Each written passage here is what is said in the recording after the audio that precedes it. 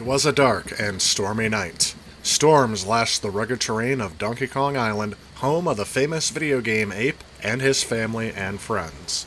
Near Donkey Kong's treehouse, a small monkey named Diddy cowered in fear of the savage lightning which periodically illuminated the dark, lush jungle that covered most of the island. Donkey Kong had assigned Diddy to guard duty on this awful night, and he was not happy about his fate.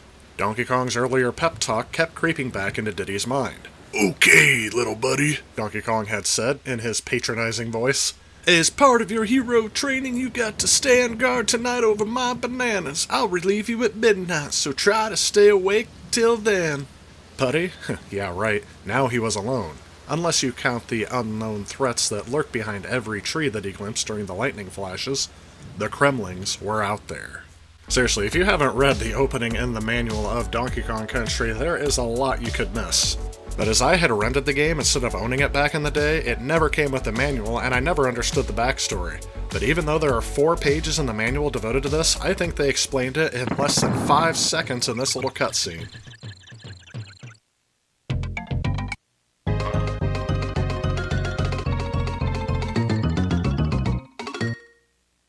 Yep, that's the story. The bananas are gone, and you have to go find them.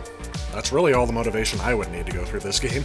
And if you're wondering about the inconsistency in Donkey Kong's voice, first off I did the OK from Donkey Kong 64. Okay. And then I tried to do a very poor impression of the Donkey Kong Country TV show. Does anyone remember that back in the day? Here's a little clip. Yeah, down here! Hey, Diddy! Come on up, little buddy! What, in this thing? I don't know, DK. I'm a little nervous. My knees are starting to chatter here after what happened last time. It's cool. That's been fixed. Yep, this was a real thing. But anyway, back to the game. You can start out by playing 1 player, or having a 2-player contest, where you alternate with a friend to see who can finish the most levels in the shortest amount of time. And in 2-player team mode, both players will alternate control during the game, with 1 player controlling Donkey Kong, and the other controlling Diddy Kong. As the manual says, this is a great way for a younger player to play with an older, more experienced player.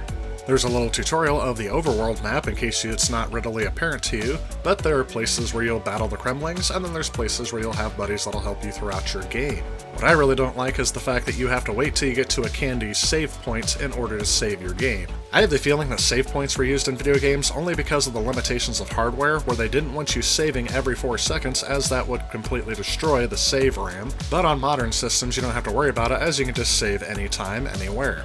Throughout the levels, there are bananas you can collect. If you get 100, you'll get an extra life, just like collecting 100 coins in Super Mario Bros.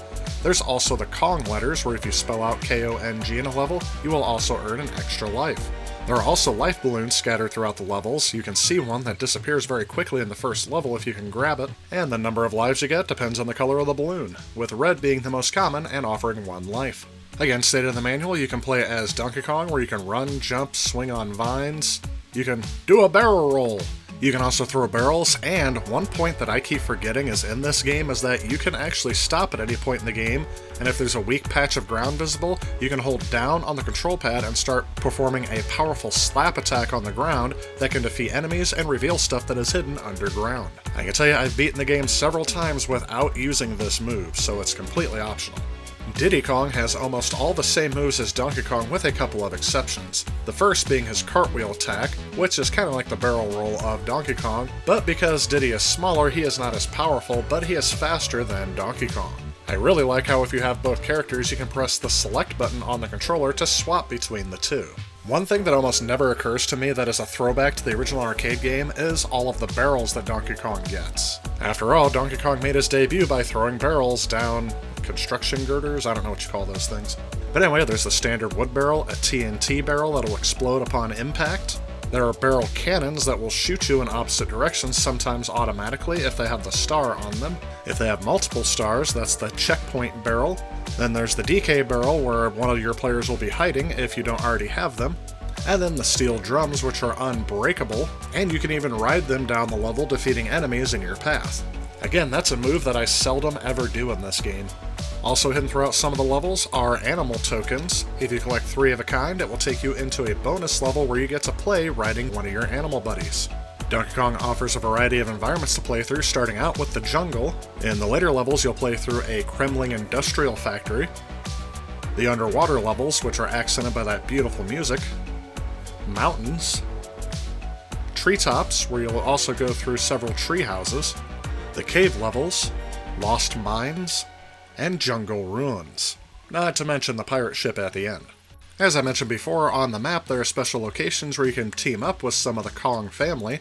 There's Funky Kong, who offers a barrel flight service where you can fly to any part of the game you have already finished. Candy Kong, who also serves as Donkey Kong's love interest, but also as a way to save your game throughout your playthrough. And then there's Cranky Kong. He would probably argue with me that he is the most irrelevant part of the gameplay experience. I don't remember ever caring for these sections where he gives you vague and often unuseful hints on what is to come throughout the game. I don't know, have any of you ever found his hints useful? I've just found him to be annoying and a time waster. Even the manuals seem to predict that people would have this experience. As he said, Cranky can chew your ear off if you give him a chance, so once you get tired of him, just take off. And then of course there are the Kremlings themselves, which I never seemed to question back in the day why Donkey Kong is fighting against alligator, reptile, lizard thingies, but I guess for some reason it just seemed to make sense back then. Now I really do question it. Some of the first enemies in the game that are encountered are critters, crushes, and clumps. Then there's armadillos called Army. I always found these enemies to be a bit annoying as you have to hit them twice, and the first time is kind of a pain. And when you're on some tight platforming ledges, you always get knocked back a little bit when you hit them. So that may have led to some unnecessary deaths. Also, in the first level you encounter them, it's so dark you can barely see them. I also never realized that these are actually Kongs as well. These are Manky Kongs, and apparently they have a vendetta against Donkey Kong, and they do know how to roll a barrel, so I guess there's that. And then there's the enemy that sent my anxiety level skyrocketing back in the day, and that is Zinger. I guess I kind of forgot how early in the game they introduced these enemies, but man, these things, I don't know what it is that gives me so much anxiety. The little points on the back, the constant buzzing sound, the hitbox that I can never determine where exactly I'm safe to land. Ugh, these guys are the worst. And yes, later on when you're introduced to King Zing, I almost flipped a lid when I saw that thing. Just casually making its way out onto the screen, I was like, holy... I never really minded the snake enemies called Slippa though. Maybe it's because I got used to them, because when I used to mow my grandma's yard back in the day, she had a little vacant field next to her, and it wasn't a matter of if I was going to hit one, it was when I was going to hit one of those things with a lawnmower. But I feel like that's a story for a different time. Then there's also Claptrap, Necky, Mini Necky, Rock Croc, okay, I guess that makes sense, and all the other water enemies, which consists of sharks, octopuses, squids, and clams. I really like the name Clambo. I'm not quite sure if that's because they always shoot projectiles at all the enemies around them, but one thing I will say about the Clambos is it's very satisfying to hear that sound when they clap together.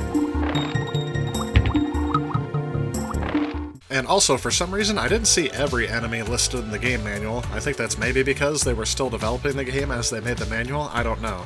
But these beavers that drive these giant wheels through the level also used to give me anxiety back in the day. Not because they looked threatening, but when you heard that clicking sound that got constantly faster as they got closer to you, that just pushed you kind of over the edge, didn't it?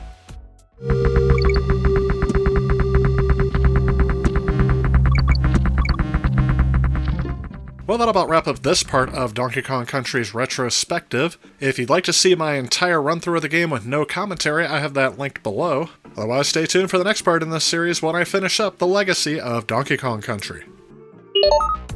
If you like this video and you'd like to help out with future projects on this channel, please consider supporting me on Patreon. A special thanks to those Patreons you see on screen.